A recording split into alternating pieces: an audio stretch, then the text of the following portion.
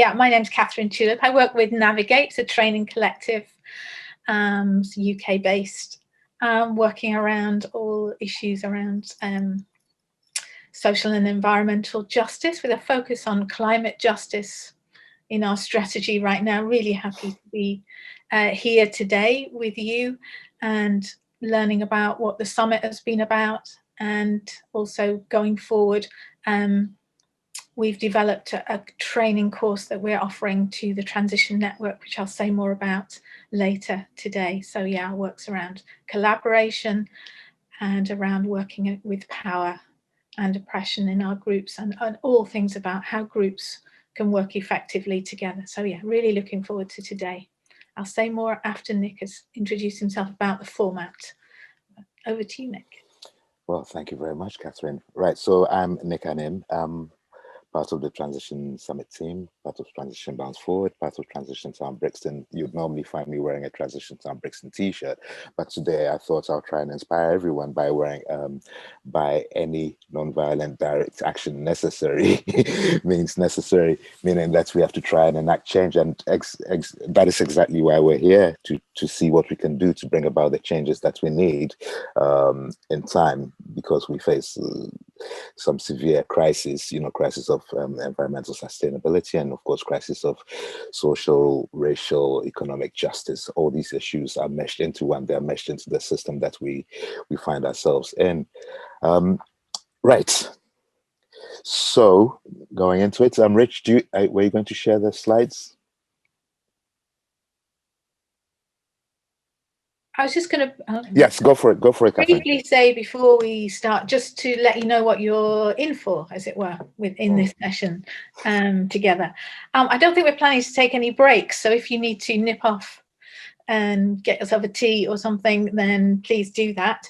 Our plan is for a little bit of presentation from Nick and myself, but around that, some breakout spaces for reflection and for you to meet each other and speak, and then for us to talk together in the whole group as well. So not just talking heads. I just want to assure you about that, just because we're going to start with, and we already have started with, quite a bit of us speaking. So yeah, our intention is that this is participatory and that we're all learning from each other and our experiences that we bring from our own communities. Absolutely. Thank you, Catherine. Rich, you want to put the next slide, please? Right, thank you. So my point of departure, and this is very much the reason that I joined Transition, because I was looking for sort of a group or a movement that's not just challenge the system, but offered solutions, and the solutions that the movement would have would actually challenge the existing system. So my point of departure, over 10 years ago, in joining Transition, was this quote from Rob, or in one of Rob's books or writings, and it said, "If we wait for government, it will be too little, too late. If we act as individuals, it will be too little." But and this is the key points I think we're trying to wrestle with today. If we act as community, it might just be enough just in time. Now, that sentence, that phrase might sound quite simple, and it seems straightforwardly, acceptable. We can't question it. But of course, it has some interesting provocations within it. Number one, what is the it that we're talking about? Yeah. What is the it that we're talking about? And number two, who are we? Yeah.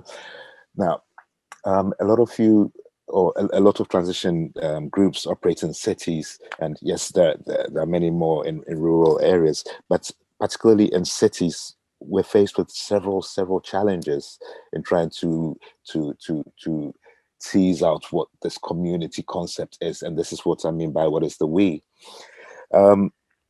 Cities are faced with issues of density, so people sort of on top of each other, people coming and going all the time.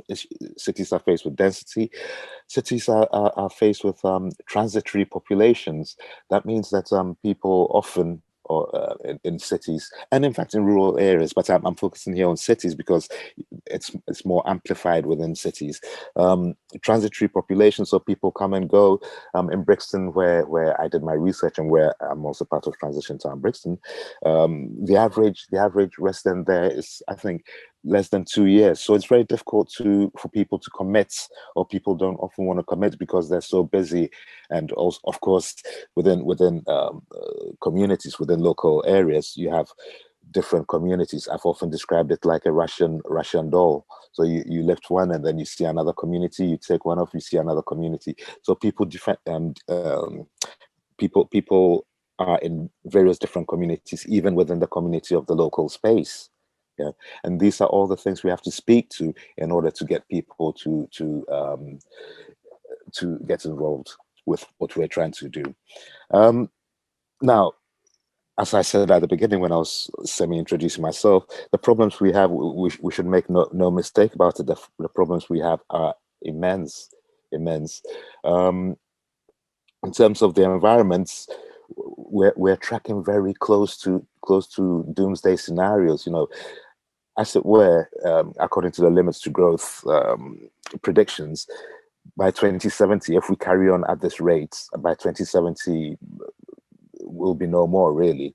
We would have hit overshoots and collapse and pretty much the end of civilization as we know it. So our focus really is on that long-term issue of justice. But then, of course, May 25th, George Floyd got killed. 8 minutes 46 seconds. A policeman knelt on his neck, and George Floyd was crying out for his mother who had been dead a few months. And what I heard when I, you know, I saw clips of the video, what I heard was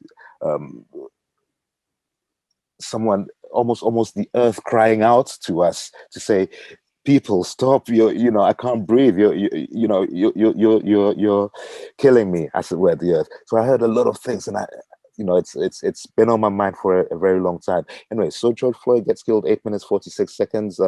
Derek Chauvin had his knee on his neck, and that's brought out lots of protests across the world, really. And what that told us as well was that, look, guys, you need to take these issues of divisions, these issues of social justice, economic justice, these issues of deep inequalities very seriously. Because if you don't take these issues of inequality seriously, then you are not really going to address the environmental sustainability issues that you want to address. So as a movement, this is, for me, this is the defining challenge, and this is one that I'm so happy that we've not shied away from in terms of this summit. We have confronted it head on. We have put social justice, economic justice, racial justice, and issues of recognition front and center of everything that we've done during this summit. And that's you know, it's almost perfect. Now we need to sort of go out into our communities and try to enact these things. We need to see why it's so important that transition as a network of movements, or as a network of groups within England and also around the world, that transition really speaks to these challenges that we face. And I have been in touch with a few of you that I will be coming to work with you in your different communities, sort of after the summit, and when we can arrange a mutually agreeable time. It's very damaging not to take account of the wider needs. If we only have a blinkered focus, a telescopic focus on issues of justice related to the community, if we only say, for example, as I have said before during the summit, if because of our focus on people and planet as a whole, if we say all lives matter and we ignore the calls, the cries and demands of people that were on the streets in the summer of last year, people are not going to join us. But this is very problematic, because we need people to join us. We need to grow the movement. In terms of social movements stages of growth, we have kind of stagnated, really, and we need to up our game. We need to show that, yes, we're willing to address these issues of injustice within and between our communities, and we're willing to acknowledge them. That's the first thing. We need to recognize them, acknowledge them. Once you acknowledge them, and then you start to go through processes of listening, deep listening, not listening to answer, but listening to understand, and so on. And this is where Catherine's work really, really comes into its own. Absolutely fantastic. We set up a course last year that we're hoping a lot of people would come to, a lot of transition communities will come to, but unfortunately it's quite a committed course, so it requires a few days of engagement. We can't learn these things in a Saturday afternoon. We can't learn these things in 1 day or 2 days. It needs to be a course where we learn a little bit, we go away, we reflect, we come back with questions, and so on and so forth. And it has to go over time. So if you didn't register for the course, please, I would encourage you to register for the course. We're going to run it again. Probably the dates are not settled, but probably in early May we'll start.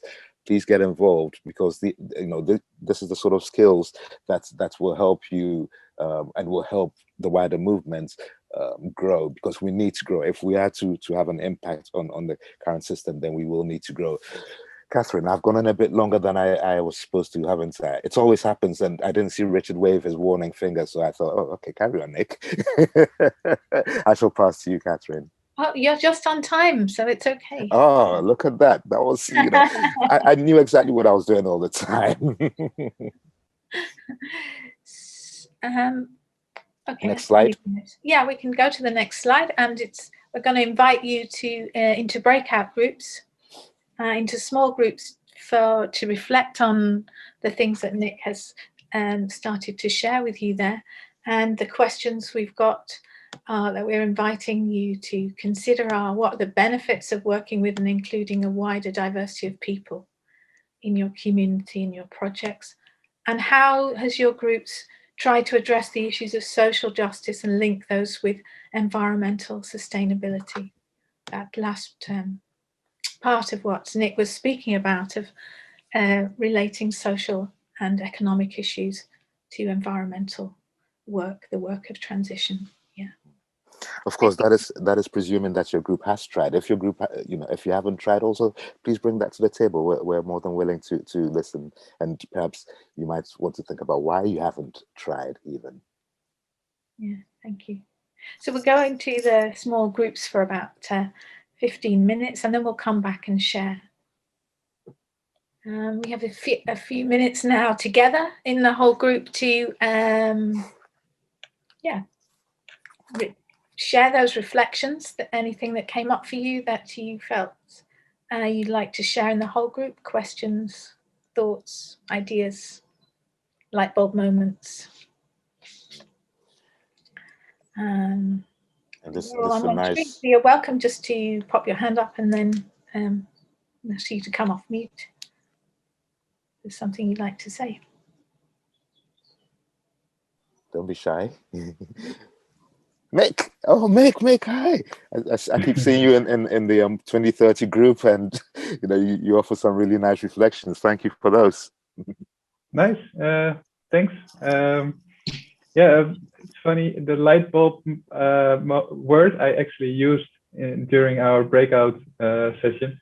What for me was a light bulb moment is that social injustice is more linked to environmental change, like the nature part, than I could ever imagine.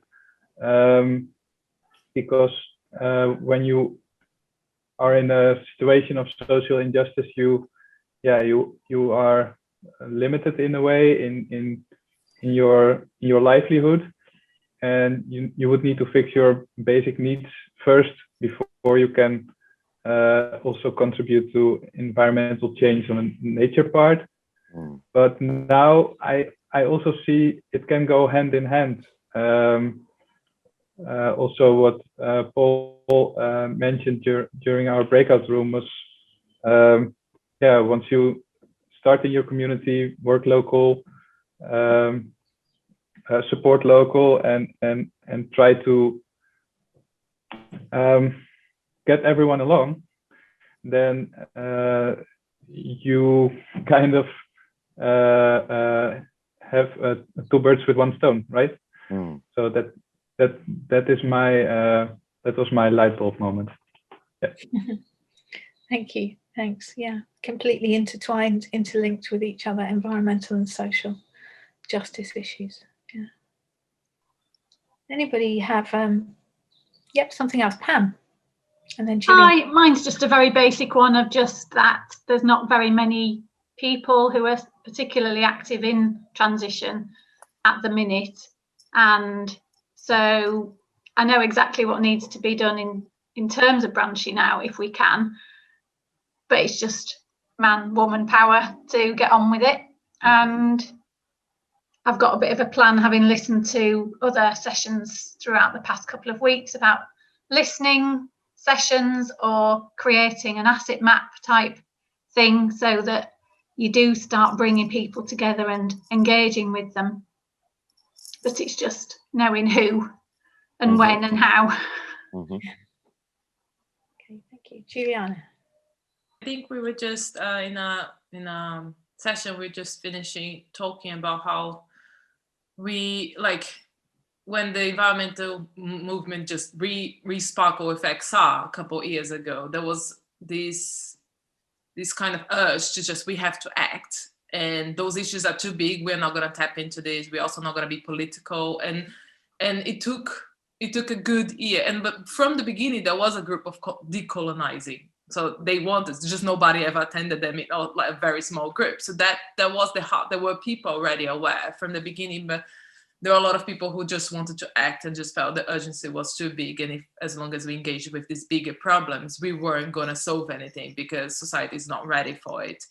And I think what we saw with XR is that society was not ready for taking climate change importantly either, and then it became, and I think it took a good year until XI Youth was fully formed, and they were the ones saying, no, we can't do environment justice without social justice, and they wouldn't, and then all the actions, they would only support actions that always brought social justice. So it really came from the youth that was something they were going to do, and it came because they were a diverse group. If you're in XI Youth was in London, like, you can't be youth in London without being diverse, you can't be in a school in London without. So that was really how it came about. It was really from the people that were part of that group that joined. And I think maybe it's how do we bring that, and how can it be that we're so diverse when we're in school and then we're not anymore when we grow up? And then I think I've just moved to London. I didn't grow up here, so I wouldn't know how to answer that.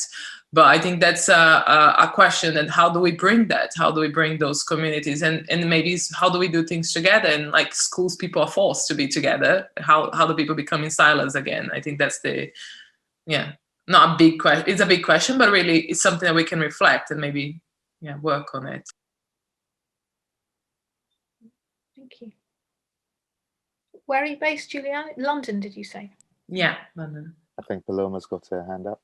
I just have a thought, because when we talk about social injustice, we think most of the time about the people who has now maybe low income or social racial issues and all this, but very few times we put into the equation the higher status.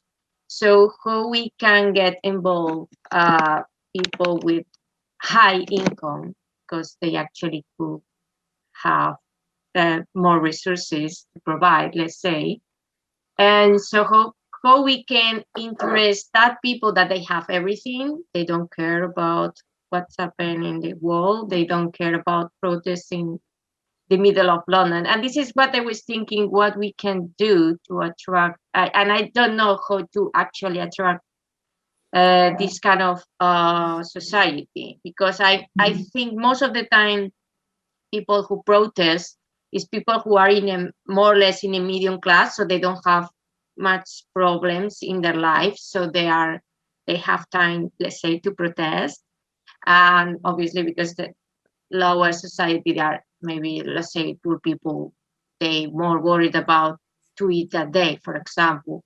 So, and I don't know, what do you think about this? Because I was thinking, when I go into Extinction Rebellion events, most of the time, medium class, more or less, or even low medium, but I didn't see much people involved in high class, so, monetary talking about. Wonderful. It's part of the society, you know what I'm saying? And if we have to be all involved, has to be involved all the classes. I think there were quite like, there was the beauty, at least that I saw, like even the father Boris Johnson went to the protest, you know, like people did come. It's not that everybody, but there were loads of actors, loads of people supporting. But I think, it's how do we translate, like not only to protest, but to daily action within a community, within transition, with how do we bring all those groups together? It's the challenge. Yeah, that's what I was thinking. That's very challenging. Yeah. Catherine, can I quickly jump in? Yeah, thanks. A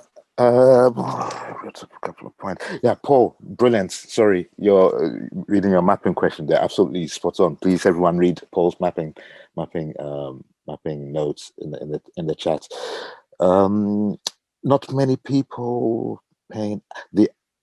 Okay, Paloma, you're saying about sort of higher income bracket people, so lower middle, upper middle class people. And for example, I'm based in University College London, and a lot of the academics there were involved with XR, you know, and a lot of other academics actually were involved with XR as far as I'm aware. And in some ways, paradoxically, that became a problem for XR, because everyone was saying, "Oh, this is all middle class, higher middle class people who are," and it became almost typical of the environmental movement. And then people were asking, "Okay, well, are people from the lower classes and so on?" And I think the way as transition or as XR or environmental groups generally try to address that issue is to say we are non-political or we are apolitical, when really what they mean is they are non-partisan. You know, they're not affiliated, tied to the Conservative Party or Labour Party or Green Party, you know, just so you can have a broad church of people. And that is a good way of working, but also it can create some tensions as well. But you're absolutely right. We need to get the full spectrum of people involved in order to make this happen. Because, of course, we know that it's the actions of a certain group of people that really damages the environment the most, damages or affects inequality as well the most. So we need to get those people involved, you know, quite and keep them on board. Actually, I was reading the other day of a billionaire who had donated 50,000 to XR and was thinking about donating a bit more, and XR became a bit challenged by it. You know, oh, do we? You know, he's quite controversial. It's like, oh, should we accept more money and so on? Sorry, Catherine. I see a couple of hands up. I think Mikey. Yeah. It's really interesting, Paloma, to hear someone say that, actually, because it's like, it's sort of, everyone always focuses on the other side. I certainly focus on the other side. So it's interesting to hear you say that. Just look at it. There's a guy called Don Hunter who wrote a book called Chav Solidarity, which is a really interesting analysis about working class issues in the environmental movements, which I recommend to anybody. But I think your point is really important there as well, though, because yes, looking at people with the resources to get the message out there. So what I think about a lot is influencers, especially with the youth. So there's not many pop stars. There's not many sports stars who talk about the environmental issues at all. This is something that I think all the time my kids aren't exposed to, apart from what I tell them, what exposure they have to these sort of conversations. Because you look at the other generations, the sort of pop stars were much more politically active. I don't know if it's just my version of it, but there just seems to be very little in the mainstream to, you know, your Kardashians, the people who are on Insta. There doesn't seem to be many big influencers who talk about climate at all. And I think that's a really important group to get on board because of the influence they have. Did Paul have his hand up? No. But to me, it's like we don't have to convince the young people, to be honest. I think young people already are convinced. What we have to convince is the older generations that they don't care. You know, like, oh, I know this is gonna be all the time forever. What can I do? And they don't care. And they've been in this old mentality and they stuck there. and they cannot see other things. And even if you bombarding with images, I don't know what to do with that. You know, it's like sometimes like cannot you see that you actually are destroying the future of your children, you know? But it's like, for me, youth is not a problem, because you have the youth movements all around, but we have to wake up the people who doesn't want to wake up.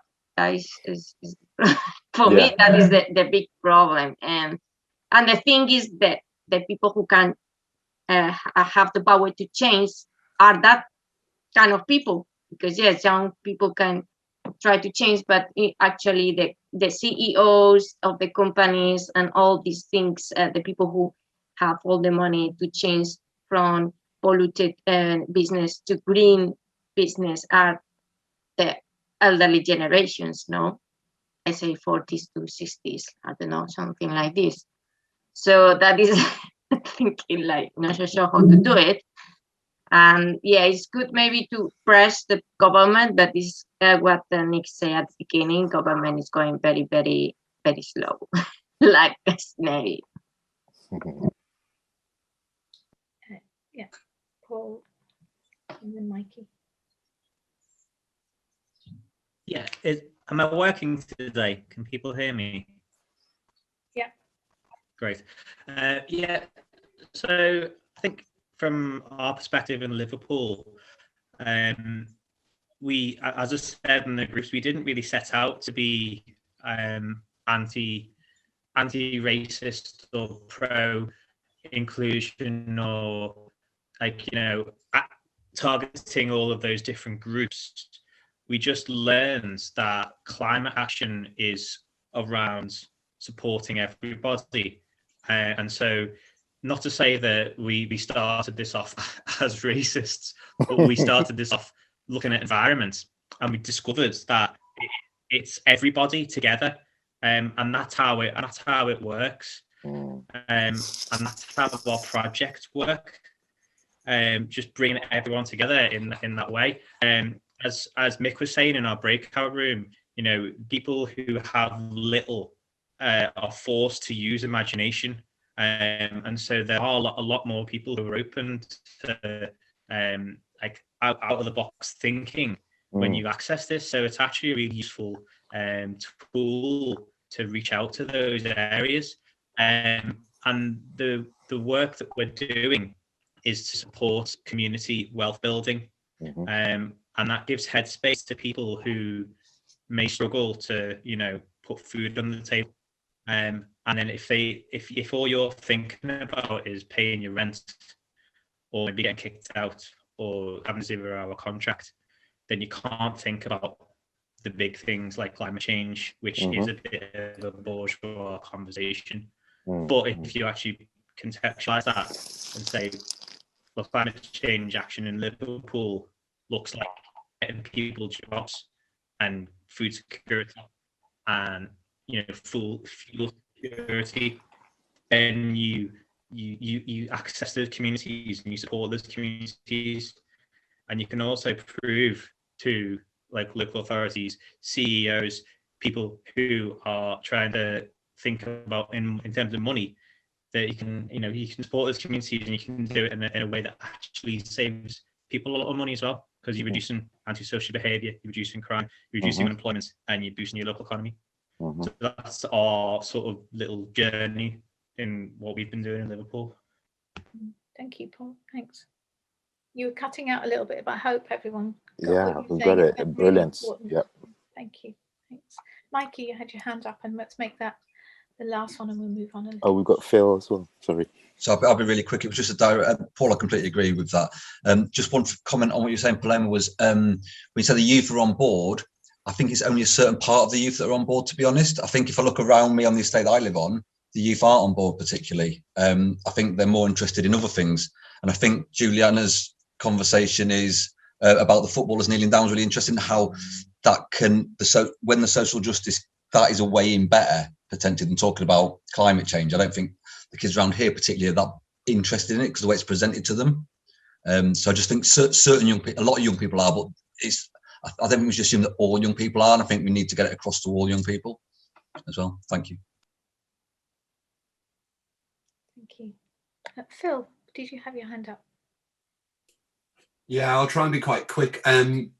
It's just kind of just to take Paul's point about community wealth building. I mean, again, we've done exactly the same thing. You know, we started this from a climate point of view, and particularly from a community point of view.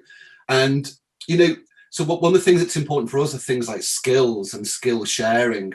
So we opened up a repair cafe, and we've now got a library of things. And again, this is, you know, to me, this is all about kind of sharing our wealth together and sharing our skills and creating a culture that isn't reliant on money. You know, it's you know, it allows people to take part in all of this without actually, you know, giving money out. So all of our events are all completely free. If you can afford it, then you donate. If you can't, that's fine. We've given free food away. You know, we've got people on allotments, and we will, you know, we went, I think probably 2 months every year, we stand and give free food to people away. And we know who comes to that. And this is fresh food as well that is grown off allotments. So that isn't, you know, that's important, but also it's about trying to get projects that allow people to take part in that themselves, you know, so they can feel, even if it's only a small part, you know, I mean, I put a lot of work into this because I quite like the organising side of it. But every single level is vital, even if it's just posting on social media, or if we're creating a community garden. If you just come along and water it once every 6 months, you're part of that project. So I think it's a bigger project of trying to create more wealth in your community.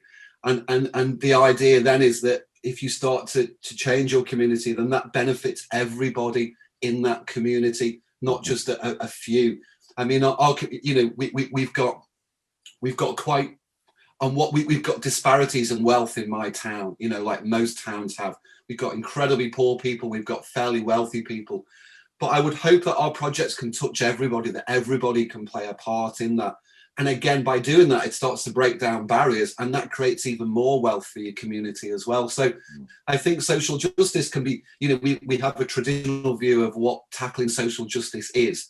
But I think there's more subtle things that go on in transition groups as well that are really worth keeping an eye on, of how you include, you know, everybody in that community, and all your projects are aimed at as many people as possible. So I totally agree with what Paul has said about wealth building.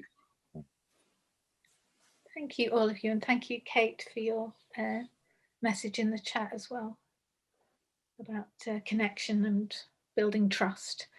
And I'm going to speak a little bit more about that now, and tell you a little bit about things from Navigate's perspective. Yeah, I could ask you, I'm going to share, I think I'll share the slide, even though what many of you have said is what's on this slide. So, but I'll share the slide, and it'll be perhaps all be there in one place. So I need to let you know which slide it is. Slide 4, yeah. Thank you. Thanks, Richard.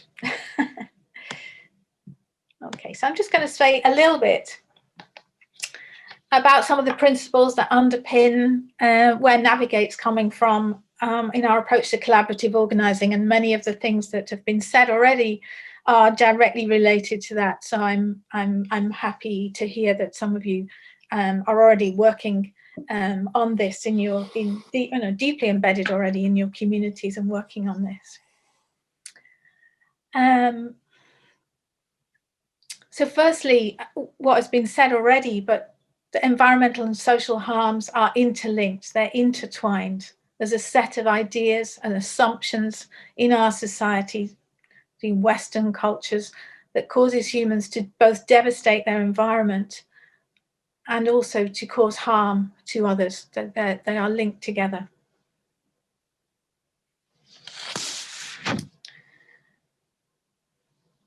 And if we're trying to address the climate and ecological crisis, we can't do that without simultaneously seeking to become aware of and engage with systemic oppression.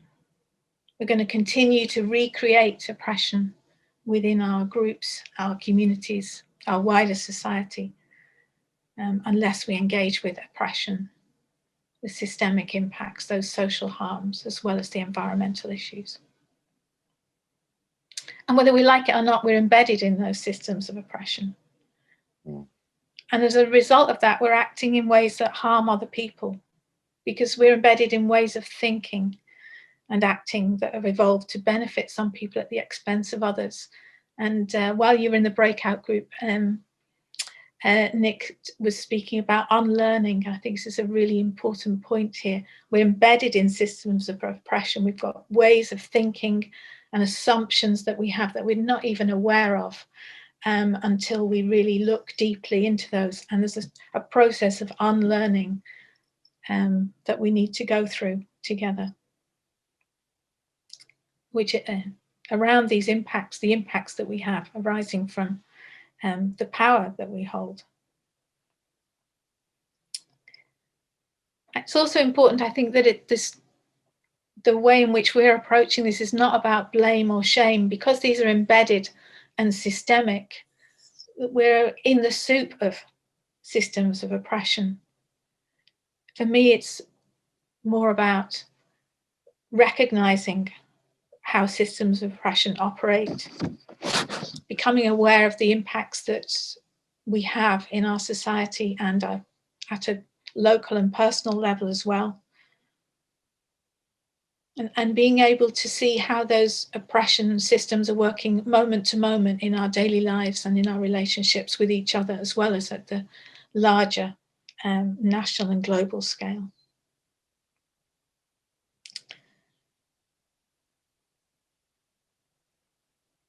So I think part of this process of really being able to collaborate and work effectively in our communities is really about understanding where and how power operates in our society.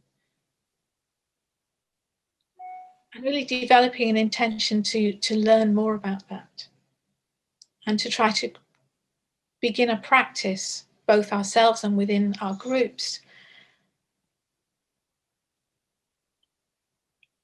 of applying a systemic, what I'll call a systemic power lens, a way of looking at the world that recognizes power differences and the impacts that those have on some people at the expense of others, arising out of social identities, mostly but not exclusively.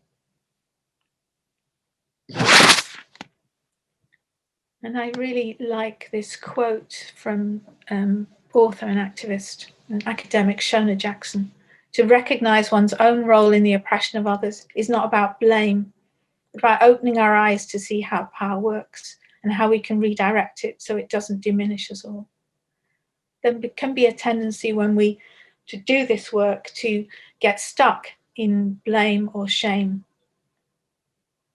And my suggestion is that that may happen, but that we look to go beyond that and to take the responsibility of what the impacts are and to make the commitment to make those changes in our society. That's already, the landscape has shifted so much since the murder of George Floyd, in the amount of conversations that I'm hearing among people about wanting to make these changes. And the power, I think, that can come from marrying that together with the environmental work that we're doing.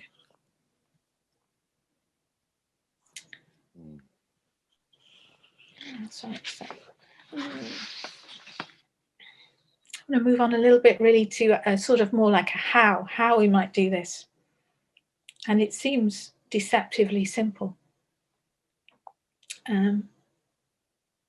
If we imagine our groups and communities, then there's a whole spectrum of experiences of being in the center, experiences of being on the margin, coming about because of our social identities. It's important to make that visible, to know what those different lived experiences are, to recognize them, to believe them, and to work together to make changes that take account of those within our communities. And listening is probably the most important step in that. And it links to what Kate was said in the chat there about making connections and building trust. And it's a slow process. But I think it's a really important step that we take, and that we can't really move beyond that to healing those harms that have been caused or envisioning a new society until we do that listening to each other. So let's if we move on to the next slide, Richard, that'd be great.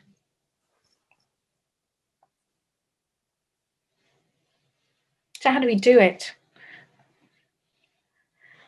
So really through listening, through connecting, building relationships, really understanding what other people's needs are, what their lived experiences are, and how they're different from our own, not being shy of there being differences in our experience, recognizing those and not dismissing them. And it means, say something more about that. I think somebody already said this earlier in relation to their local community. We can be passionate about our issues or environment, and we can bang on about those. But unless we really stop and listen to what's important to the people we're speaking to, whether they are those who have come from a working class background, whether they are people with a lot of power, the listening process is still important, I think, to find out what people understand, what their assumptions are, what their needs are.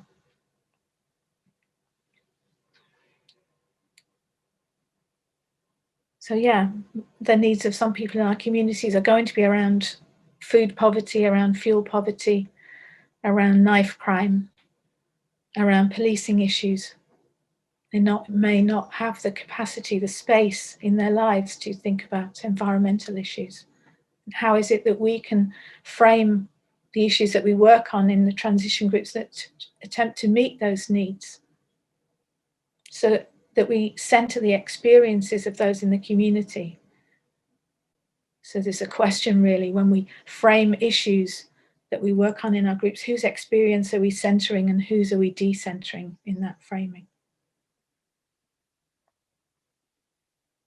And when we work together with others, how is it that we do that? Do we expect people to come and join our group and do things the way that they have been done in our group, or are we open to working with others in a way that works for them? And to be asking these questions here: who has ownership of this project?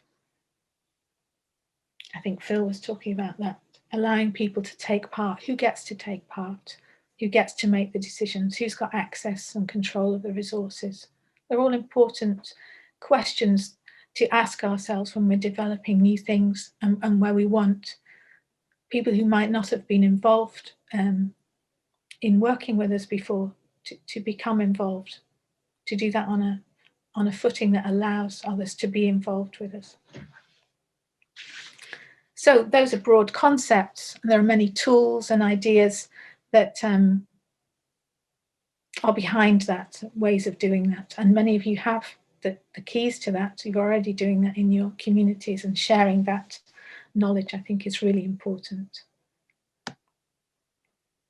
That's all I want to say there, and just to invite you again into breakout groups to just reflect on what's happening in your groups or groups that you know about. Switch to slide 6, Richard. Thank you. How are we doing on time? Bad. Okay. So the questions are here: what challenges in engaging with your wider community has your group had? What successes? Get specific there as well about the successes and why. And what would you like to see happen differently in the way your group organises? And I'm thinking here specifically about applying a systemic power lens, attending to these lived experiences of the people in your community. What would you like to see happen differently? So if people could, Richard, if you could arrange for people to go into different, mix people up a bit in the breakout groups, that would be fab. So very, very quickly, if you don't mind, just speak to something you said in the previous slide very, very quickly. Just want to share something. Brother Richard? Yep. So at the bottom of the page there, you see Audre Lorde's quotes. And as a few of you know, I've been researching this for ages, you know, transition. And one thing I found why a lot of other people, and I say other people broadly, you know, to encompass both in terms of race and also economic groups, etc. Why other people weren't joining transition was because people thought that the changes that environmental movements seek to bring about were changes that benefit them. So these changes were not speaking directly to their everyday lived experiences, or they thought that the changes that environmental movements want are not really going to change the system. They're just going to dress the system up differently. Yeah. So this Audre Lorde's quote there is very important in terms of relating to that experience and why people don't, or generally do not join other groups, or particularly environmental groups. Thank you, Richard. Sorry.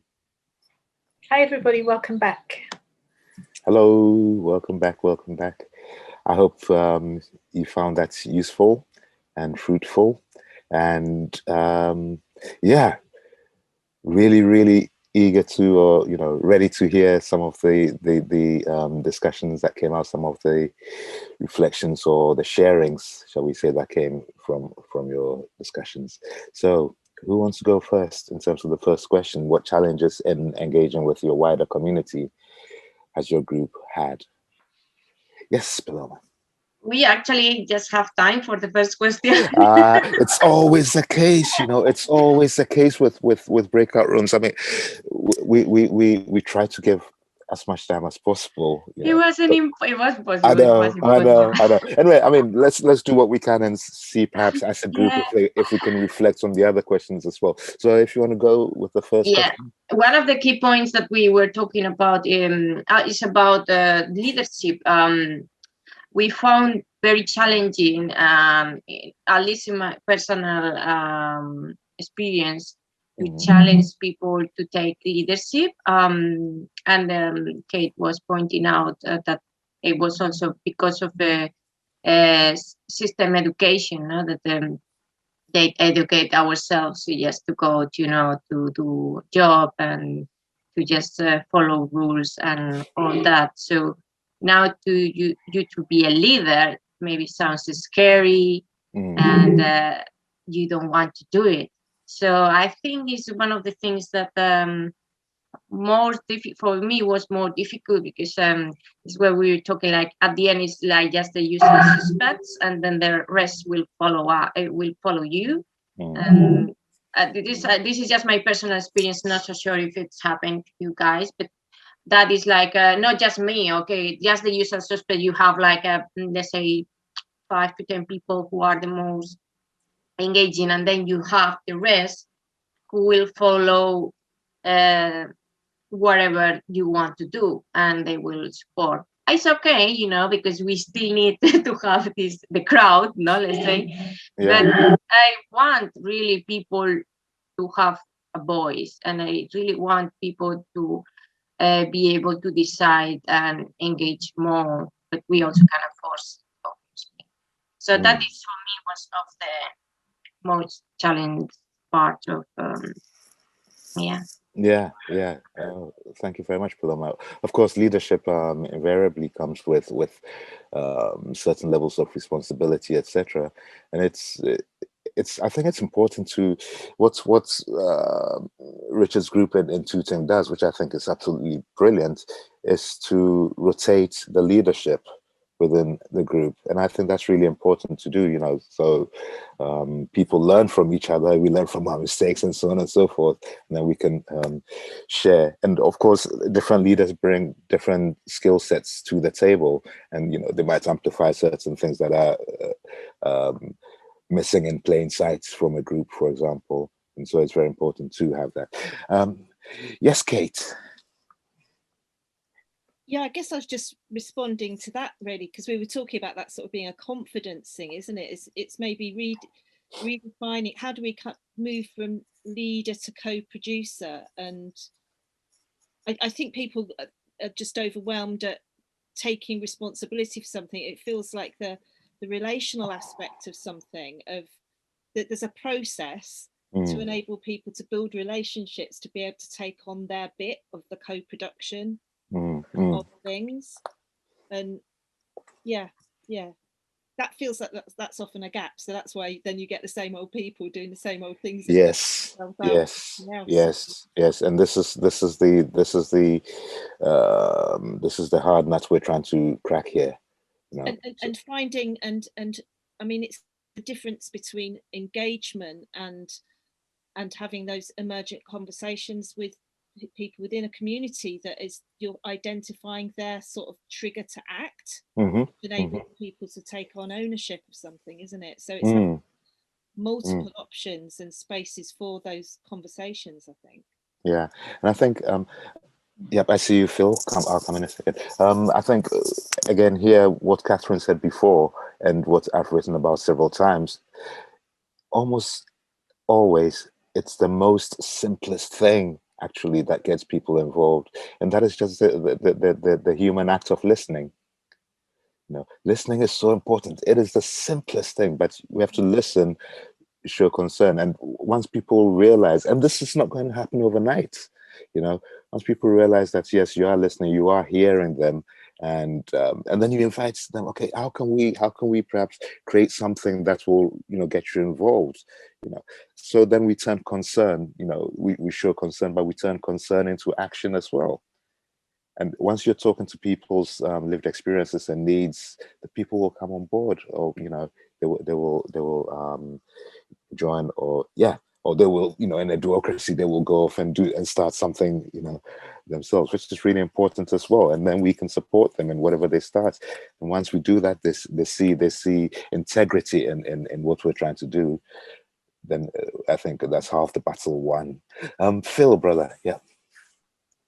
Yeah, I was just Phil just say I could just jump. Okay, so could Juliana go first? It was more and like a way that at least I felt with XR Families, which is a group I start with a few other families that I got to do, because like Paloma, like it's my personality to just want to organize and do it. And I understand that, and I understand it's not of everybody's personality, but it took a lot of deep listening. But not only deep listening and say, okay, great, this is the idea, let's do it. And then now you figure out because it's your idea. It really took of me doing other people's idea constantly. And I think, but it took me a process of like, okay, my idea is great, we're doing this. But now, okay, I don't want to just be doing what I want to be doing, because that's just so self-indulging, although like it's really beautiful. Like, I really didn't want, I reach a point. So it really took me, okay, what do you want? And people don't know, like, because it's not that people don't know, they don't know how to articulate for quite some time. And it took time for me to say, I'm not going to do anything.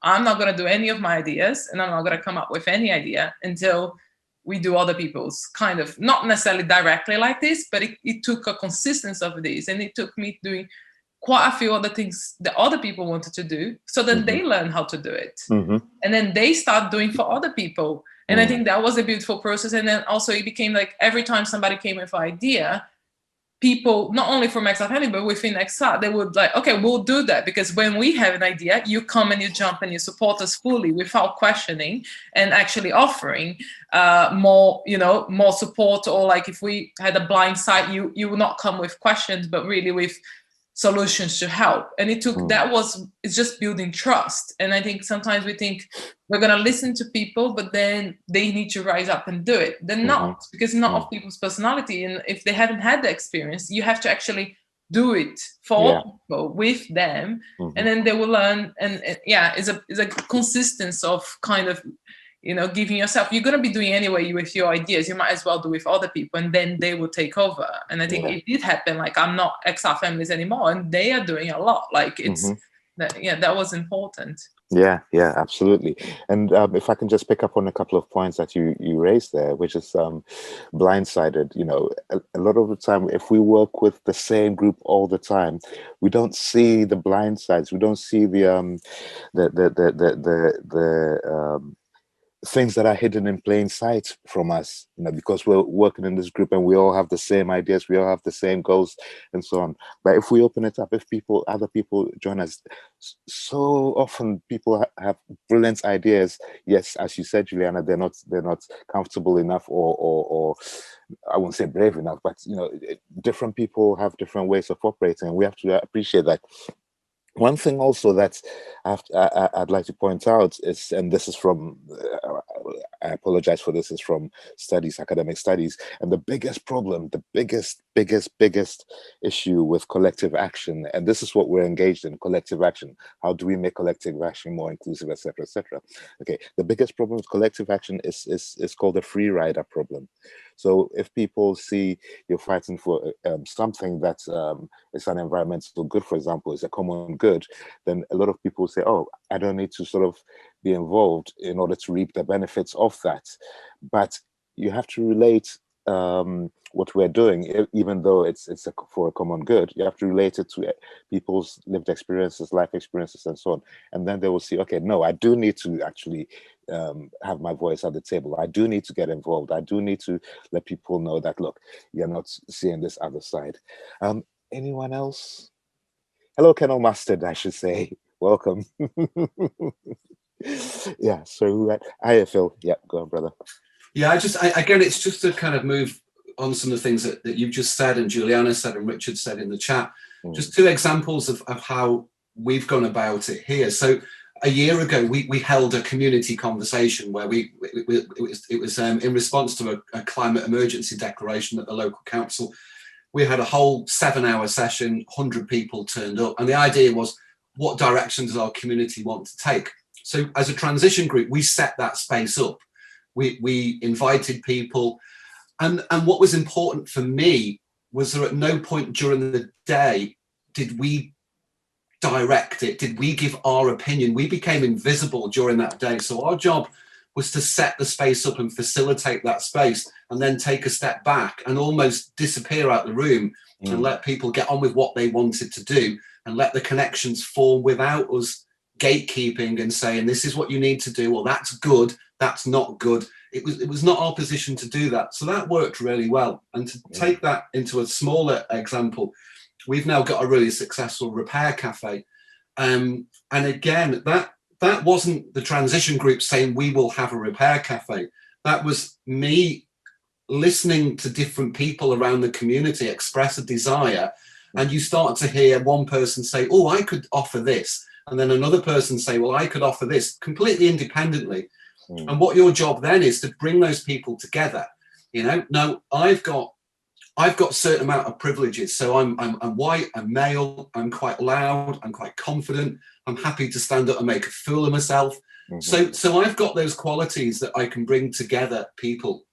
So with the repair cafe, I brought the disparate elements together, brought them in a room together, helped and supported them. We used our money and our structures, and we set up the repair cafe with the people. But the important thing to me was that we then just disappeared out of that. And we were always there to support the group. So if you need money, you need funding, you're short of people, we can help you. But we then just melted away and let the community run it in the way that they saw fit.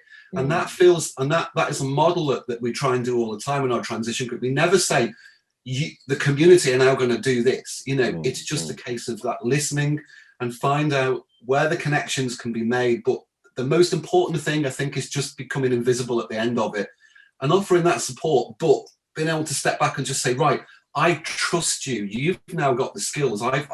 Together we've worked this out, and I trust you, and we trust you, and the community trusts you to just get on and doing this. And as Juliana said, not everybody has got that confidence to run community projects, So our job is to try and instill that confidence in them and support them, and to do that. And I think that's a model that kind of works quite well for us here in New Mills. Yeah, thank you, Phil. And yes, I always say as well that the ultimate aim for any core steering group within transition, the ultimate aim really is to engineer your own demise.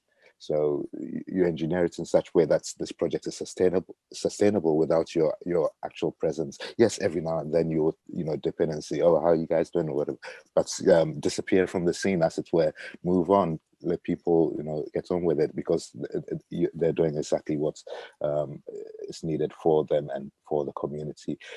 Any other offerings on the first question, or shall we move to the second? Just want to point it out one thing, because I was also remember that when we were talking, when Phil was talking about his cafe, I would say, oh, I would love to have this in my area, to be honest. That this is all other thing for me challenging. Like, do we need a physical space to make things happen, or it would be all right just to do everything online, or it is gonna be more difficult? Because I try to reach out community centers, but they say that they need to charge me for the space. And then when I tried to contact the churches, they didn't care too much. So it's like, so to me, not sure if we really need a physical space, or we just can have as a Zoom meetings and blah blah blah. So I'm not sure what you think about this. I think in the specific case of community repair cafes, really only, or I'd say 80 or 90% of the time, only a physical space would do, because then people bring things that are broken and so on, that can be fixed. But of course, there's the exciting opportunity of online tutorials, in terms of for specific things that are like, I don't know, it might be something even as simple as changing a plug, or just changing the fuse for a plug, for example. We take those kind of things for granted, but a lot of people are challenged by that. So those kind of things can be offered online, as tutorials, and that's those things can be done in that way. Oh, you said something else that I wanted to quickly address, but anyway, we've only got 7 more minutes. Yes, Paul. Just a very quick one, just from a practical level. It's about time as well. You can be the most networked person in the world, but if you haven't got any power and you haven't got anything left in you to actually do anything with any of that, then it's pointless. So you need to be very, very. We can try and connect to everybody, but at the same time, we're not going to get anywhere. If you do it all on your own, you're not going to get anywhere. So you need to have that balance, build that network, and accept that if you're a small group, the challenge of linking to everyone, you're not going to do that overnight. So you've got to do bits in different areas as you go. You tend that whole garden as it grows. A rainforest in a few years' time. Yes, absolutely. And this is so important. It's a theme that we keep coming back to. Building networks takes time. We are quite impatient as human beings. We're quite impatient as an organization. We're quite impatient as groups of people. We want things to happen overnight. No, they will not happen. Even with the summits that we've held, a couple of people have said, oh, we've reached out to so many social justice groups, so many different groups, but we still see in the participants, the attendees, the usual suspects of white faces, etc. I said, no. These things take time. Relationships take time to build. You cannot expect, just because you open your door and say, look, I'm open, I'm inviting you. You cannot expect people to come straight away.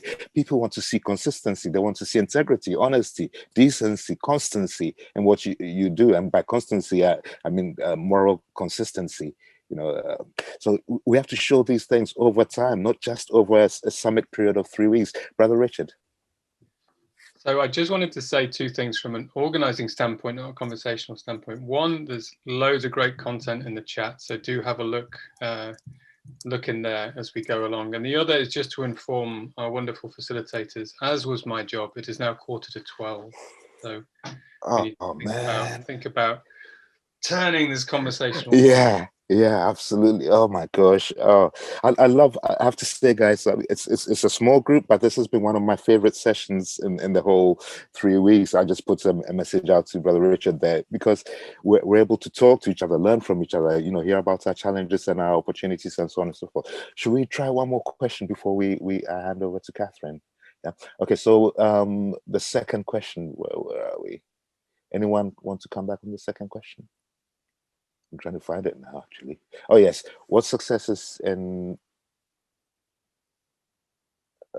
engaging have you had? Is that the right one? Yeah, I think so.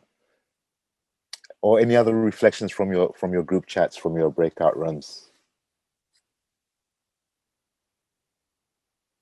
Yes, Kate.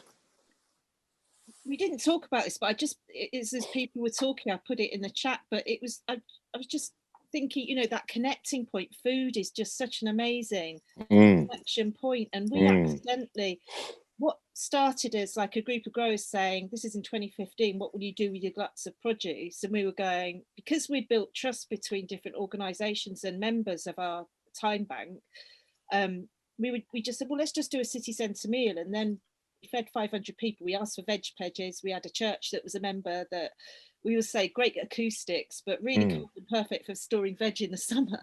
And it was like a third full of veg, which we didn't even know we were going to get.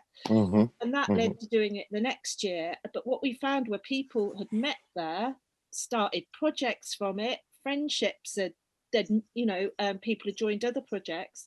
It led to our growers network. Then the third year we joined up with a Freedom Festival and fed 1,500 people in 3 hours, a 4-course meal cooked by volunteers from locally produced products. And then we did it again the next year. It was crazy. We said that's enough and we'll go back.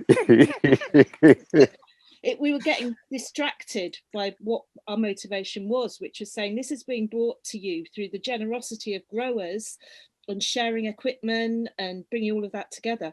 What could you do? So it's like those sort of simple messages of what could you share? What's your gift to give to the community? And now we're building on that through the connections and relationships about exploring a regenerative food economy. So how can we support the development of small businesses that collaborate?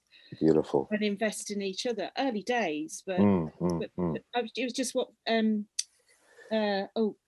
Paloma was saying about having a connecting point, even if it's a virtual feast, that could be a starting point. Absolutely. And there's so many initiatives. I think COVID has been a blessing and a curse, of course. And if we look at the blessing side, people are starting new things that they really thought were not possible at all. I'm part of dance groups and food sharing groups and so on and so forth. It's amazing. Oh my gosh, look at the time on us. Anyone have any last reflection before I hand over to Catherine? Yes, Paul. Sorry, I feel like I've talked loads today. No, it's fine. The whole idea of this is like proper chaotic, right? But bear with me.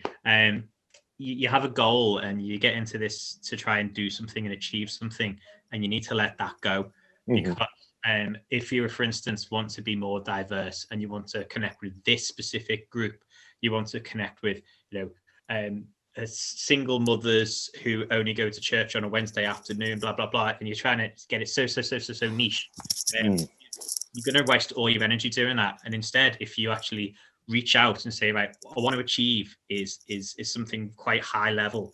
And so I'm going to put myself out there and then be agile and respond to who comes to you. It may not be necessarily the specific target group that you were looking for, but the people who come to you will build your group and enable you to reach those goals. And it may not be the way that you've decided to go there, but you're going to be able to be getting there by being open to that and open to whatever people are willing to bring to your work.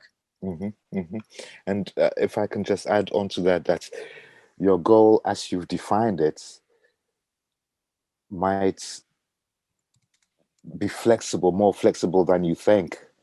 And what I mean by that is, yes, you've set out a certain goal, but others may see that goal in a different light. So you should, on your own, be also open to that goal being almost shaped in a different way, to what you had originally thought about.